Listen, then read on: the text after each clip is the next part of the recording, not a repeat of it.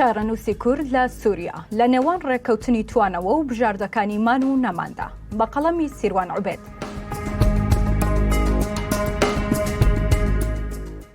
مێژوو جارێکی تر کورد دەخاتە بەردەم تاقیکردنەوەیەکی سەخت یانمانەوە بە کەرامەتەوە یان توانەوە لە ناو دەسەڵاتێکی نوێدا کە جەوهەرەکەی هیچی کەمتر نییە لەو ڕژێمانەی پێشوو کە خوێنی کوردیان ڕشتووە. ڕێککەوتنی 18/1/2026 تەنها واژۆکردنی پارچە کاغەزێک نەبوو، بەڵکو گۆڕانکاریەکی جیۆپۆلۆتیکی مەترسیدارە کە تێیدا دۆستەکان لەسەر مێزی بەرژەوەندی کوردیان بە دوژمنە کۆنەکان فرۆشت. لێرەدا بێپەردە قسە لەسەر قۆناغی دوای ئیدارەی خۆسەر و ئەو کارتەفشارانە دەکەین کە هێشتا لە دەست کووردا ماون بۆ ڕێگری لە کارەساتێکی مرۆیی گەورە. ئەو ڕێککەوتنە سەپێنراوی کە دوێنێ لە هەولێر لە نێوان هێزەکانی سووریای دیموکرات هەسەدە و حکوومەتی نوێی دیمەشق بە سەرۆکایەتی ئەحمەد شەرع ئەبوو محەممەد جۆلانی ڕاگەیەندرا نەک تەنها هەوڵێکی خیانەتکارانە بۆ کۆتایی هێنان بە پرۆژەی ئیداری خۆسەری کورد بوو، بەڵکو مەترسیەکی بوونی خستۆتەوە سەر هەموو دەستکەوتەکانی کورد. پاشەکشەی خێرای هەسەدا لە ناوچەکانی دێرە زور و ڕەقە و ناچارکردنی بە ڕێککەوتنی توانەوە لە ناو سوپای سووریادا تەنها بە شکستێکی سەربازی لێک نادرێتەوە، بەڵکو دەرەنجامی پلانگیاڕیەکی هەرێمی و نێودەوڵەتی بوو کە لە ڕێگەی فشارەوە کوردیان ناچاری ئەم پاشەکشەیە کرد. بۆ تێگەیشتن لەم هاوکێشە ئاڵۆزەش دەبێت لەو گۆڕانکاریانەوە دەست پێ بکەین کە لە ناوەندی بڕیاری هاوپەیمانە سەرەکیەکەی کورد و واشنگتن ڕوویاندا. یەکەم گۆڕانی استراتیژی ئەمریکا لە هاوپەیمانی سەربازیەوە بۆ سەودای سیاسی. هۆکاری سەرەکی ئەم دۆخە دەرەنجامی ئەو وەرچەرخانە توندە بوو لە سیاسەتی دەرەوەی ئەمریکا بەرامبەر سووریا، ئەوەی پێشتر هۆشداریمان لەبارەوەیەدا بوو کە لە سووریای دوای ئەسەد ئەولەویاتەکانی واشنگتن و ڕۆژئاوا دەگۆڕین و کارتی کورد لاواز دەکەن. ئەو گۆڕانکاریە ئەوەی ڕوونتر کردەوە کە ترامپ لە سووریا بە دوای دیموکراسیدا ناگەڕێت، بەڵکو بە دوای سەقامگیریەکی دروستکراوی هەرزاندا دەگەڕێت، تەنانەت ئەگەر لەسەر حیسابی سڕینەوەی هاوپەیمانە وەفادارەکانیشی بێت. ترامپ کە وەکو کۆمپانیایەکی گەورە تەماشای سووریا دەکات، بە لۆژیکی قازانجی دەستبەجێ و کورتخایەن لە پێش هەر شتێکەوە مامەڵە دەکات، بۆیە دوای ڕوخانی ڕژێمی ئەسەد لە بری پاراستنی هاوپەیمانەکەی و پرۆژەی ئۆتۆنۆمی کوردی ئەو بەرژەوەندیەکانی لە یەکخستنەوەی سووریا لە ژێر دەسەڵاتی شەرعدا دەبینێتەوە. ئامانجەکانیشی بریتین لە دابینکردنی دەستکەوت و ئاسایشی سنوورەکانی ئیسرائیل، ڕازیکردنی تورکیا بە لەناوبردنی پرۆژەی خۆسەری کورد و بەرهێنانی شەرعی لە ڕێگەی شەرع لە کێڵگەنەوتیەکان، بنیادنانەوەی سووریا و کۆنتڕۆلی سیستەمی بانکی سووری، گوشارخستنە سەر پێگەی رووسیا لە سووریا لە ڕێگەی شەرعەوە، داخستنی تەواوی ڕێڕەوی سووریا لوبنان لە بەردەم ئێران و نەگەیشتنی بە حیزبوڵڵا و لەناوبردنی پرۆژەی هیلالە شیعیەکە. ترامپ هەموو ئەمانەی لە ژێر شیعاری شەڕی دژی داعش دەکات لە سووریا، لە کاتێکدا داعش لە ناو ڕیزەکانی سوپای عەرەبی سووری جێگە و پێگەیان کراوەتەوە و بە بەرچاویاندا دێن و دەڕۆن. ئەمریکای ترامپ ئەو بەرژەوەندیانی خۆی لە پێش پرەنسیپەکانی ئەخلاقی سیاسی و هاوپەیمانی لەگەڵ هەسەدە دەبینێت. هەر بەم شێوەیەش کە پێشبینیمان کردبوو، ئەمریکا بەکردەوە پشتی لە هەسەدە کرد و گوشاری توندیشی خستە سەر مەزلوم عەبدی بۆ قبوڵکردنی ئەو ڕێککەوتنە سەپێنراوە لەگەڵ شەرع. دووهەم هەڕەشەی بوونی تورکیا و هاوپەیمانی دیمەشق ئەنقەرە. هەڕەشەکانی دەوڵەتی تورکی کە هەمیشە وەک شمشێرێک بەسەر سەری کوردەوە بووە، هەر لە سەرەتادا لەگەڵ هاتنە سەرکاری شەرعکە لە بنەڕەتدا دروستکراوی هەواڵگری تورکەکان خۆیانە، هاوپەیمانیەکی نوێی نێوان دیمەشق و ئەنقەرەی دژ بە کورد پێکهێناوە کە ئامانجی سەرەکیان لە ناوبردنی هەموو ماف و دەستکەوت و بوونێکی سەربەخۆی کووردە.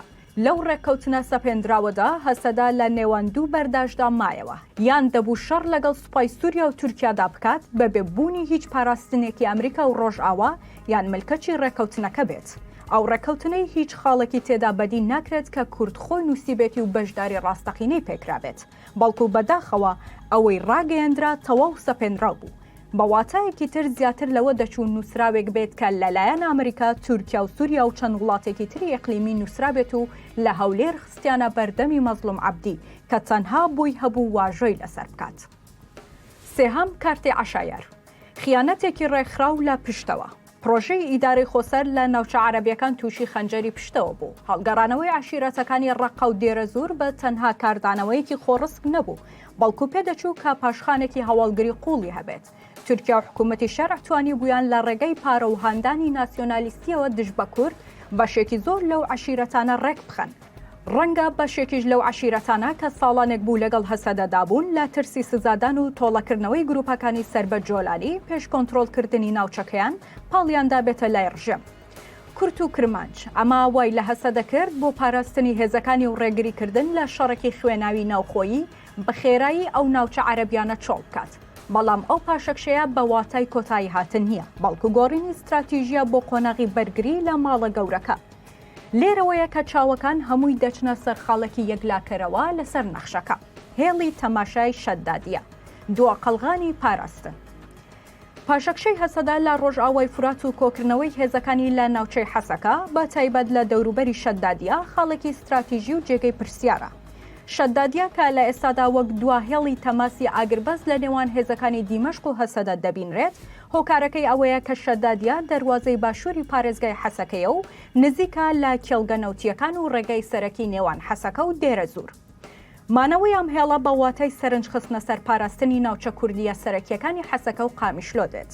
بەو کارەش هەسەدا هەوڵ دەدات واز لە ناوچە عەرەبیەکان بهێنێ و بیانداتە دەست دیمەشق و لە بەرامبەردا سەرنجی تەواوی لەسەر پاراستنی ناوچە کوردیەکان بێت. بەڵام ئەمە بەمانای ئەوە نییە کە مەترسیەکە کۆتایی هاتووە. ئەگەر حکوومەتی شەرع هەست بکات دەتوانێت بەهێز کۆنتڕۆڵی تەواوی ناوچە کوردیەکان بکات، ئەوە هێڵی شەدادیە دەشکێنێت. مەترسی گەورە لێرەدایە. ئەگەر ئەمە ڕوو بدات ئەگەری زۆر هەیە پاکتاوی ڕەگەزی و تەفکیری گەورە دژ بە کورد ئەنجام بدرێت. بۆ پێی ئەحمەد شارع کە سەرەڕای گۆڕینی جلوبەرگی سەربازی بۆ دیپلۆماسی و گوتاری شیرین هێشتا بە ڕۆحێکی تیرۆریستیەوە هەنگاو دەنێت و سێبەری ڕابردووی خۆی وەک سەرکردەیەکی ئیسلامی تونڕە و بەسەرەوەیە.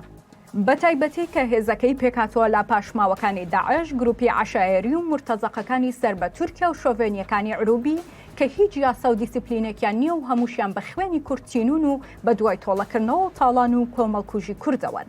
بۆیە ئەگەر ڕێککەوتنەکە بشکێت و هێزەکانی شەرع هێرش بکەنە سەر شارە کوردیەکان، ئەوە کورد ڕوبەڕووی مەترسیەکی گەورەی ناسنامە و بوون دەبێتەوە. مەترسیەکەش لەو ساتەوە دەست پێ دەکات کە حکوومەتی دیمەشق هەست بە لاوازی هەسەدە بکات یان بە تەواوی متمانەی با بێدەنگی ئەمریکا و ڕۆژئاوا هەبێت و گوڵاپی سەوزی ئێستای ئەمریکا بۆ شەرع بەردەوام بێت. ئەگەر جیهان چاوپێشی لە پێشێلکردنی ڕێککەوتنەکە بکات و تەنها بە بەیاننامەی دان بە خۆدا بگرن و سووریا وڵاتێکی خاوەن سەروەریا وەڵام بداتەوە، ئەوە دوور نییە کارەساتی مرۆیی بێسوود لە شارە کوردیەکاندا ڕوو بدات. چوارام ستراتیژی بەرگری سەرتاسەری ئێستا وەک تەنها بژاردە. لە بەردەم ئەم واقعە سەپێنراوەدا کات بۆ گومان و دوودڵی نەماوە تاکە بژاردەی بەردەست خۆ ئامادەکردنا بۆ شەڕی مان و نەمان و کاراکردنی هەموو کارتەکانی فشار بۆ سەر کۆمەڵگای نێودەوڵەتی. ئەمە نەخشە ڕێگایەکە کە دەبێت لە دوو ئازدا جێبەجێ بکرێت. ڕاگەیاندنی حاڵەتی ئامادەباشی و چەکدارکردنی گشتی. کورد لەم قۆناغەدا پێویستی بەوەیە شارەکان بکاتە قەڵا. پێویستە لە بەرگری کلاسیکی سەربازیەوە بگوازێتەوە بۆ استراتیژی گەلی شارکەر.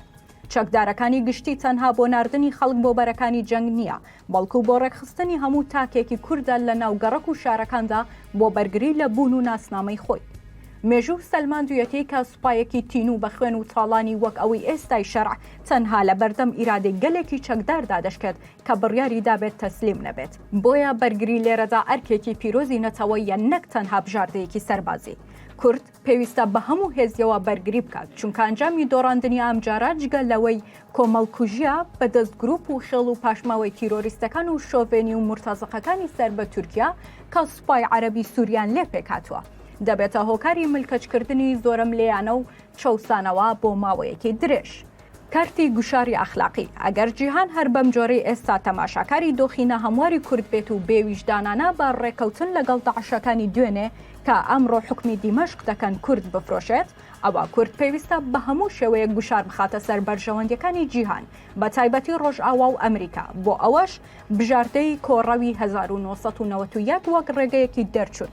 کاتێک هێرشی تورکیا و گروپەکانی دیمەشق بەردەوام بێت و جیهان بێدەنگ مایەوە، لەو دۆخەدا پێویستە کورد بە شێوەیەکی ڕێکخرا وەک کۆڕەوی ساڵی 1991 باشووری کوردستان بەگشتی بەرەو سنوورەکان بڕۆن. ئەمە بۆ ئەوەیە کە بە جیهان بڵێن ئێمە متمانەمان بەمانەوە لە ژێر دەسەڵاتی ئەم هێزانەدا نییە و ئامادە نین ببینە قوربانی بێدەنگی ئێوە. دەکرێت گوشارێکی ئەخلاقی گەورە دروست کات بۆ پابندکردنی نەتەوە یەکگرتوەکان و ڕۆژئاوا بە پاراستنی کورد و گەرنتیکردنی مافەکانی. ڕاگەیاندنی نەمانی توانای پاراستنی کەمپەکان. مادەم جیهان بەرژەوەندیەکانی خۆی لە سەروی هەمووی پرەنسیپەکانەوە داناوە و ئامادەیە کورد بکاتەوە قوربانی، بۆچی کورد دەبێتە پۆلیس و پارێزەری بەرژەوەندیەکانی ئەوان؟